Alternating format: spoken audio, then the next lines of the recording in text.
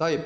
Di antara hikmah puasa, kata para ulama, adalah membuat kita lebih peka kepada masyarakat. Ini sering disampaikan oleh khatib-khatib.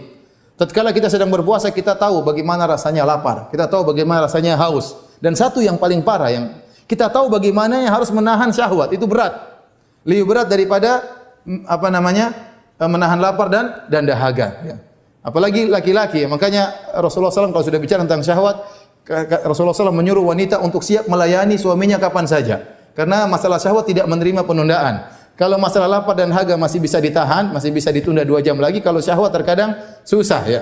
Makanya Nabi SAW mengatakan, wa in kanat ala tanur. Kalau sang istri sedang bakar roti, suaminya kepingin, tinggalkan rotinya meskipun hangus, enggak ada masalah. Karena ini ada manfaat yang lebih, maslahat yang lebih besar. Bahkan kata Nabi, wa in kanat ala qatab. Kalau istrinya sedang berada di atas onta, ingin melakukan perjalanan, tiba-tiba suaminya ingin, maka harus segera turun dan melayani suaminya. Kenapa? Masalah syahwat ini tidak gampang. Kita disuruh menahan syahwat saja dari pagi sampai maghrib. Terkadang kita berat ya. Apalagi kemudian sampai ada orang yang tidak bisa menikah, menahan syahwatnya sampai bertahun-tahun. Contohnya para jomblo, kasihan. Benar, saya bisa bayangkan kalau saya jadi jomblo gimana sedihnya ya.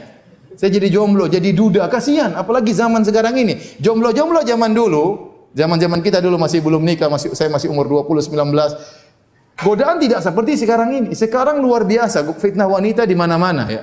Seorang bawa fitnah di HP-nya, dia pengen lihat segalanya ada di mana? Di HP-nya. Kalau dulu orang tidak keluar rumah dia selamat, dia tidak lihat macam-macam. Sekarang orang dalam rumah lebih parah lagi, ya. Lihat macam-macam, dia berkelana, ya. Terus kemana-mana sudah lihat apa saja yang ingin dia lihat. Dia baca apa saja yang dia baca. Kemudian syahwatnya bergejolak. Maka kasihan. Antum bayangkan orang jomblo, kasihan banget ya.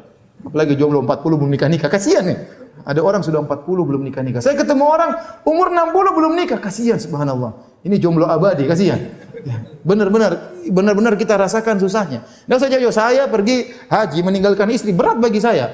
Berat bagi saya bagaimana orang yang kemudian tidak bisa menyalurkan syahwat. Demikian juga para janda, kasihan ya, ikhwan.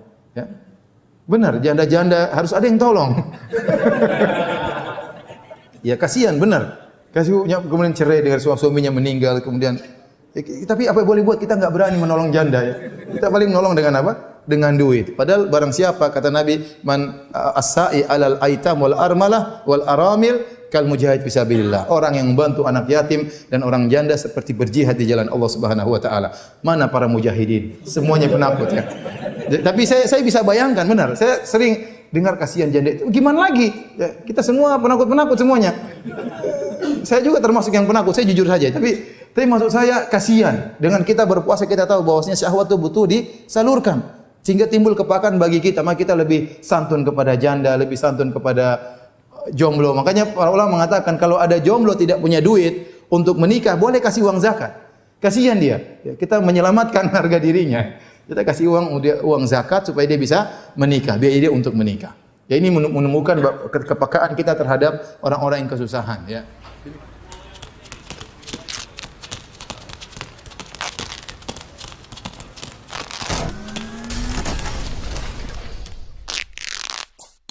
JT Original.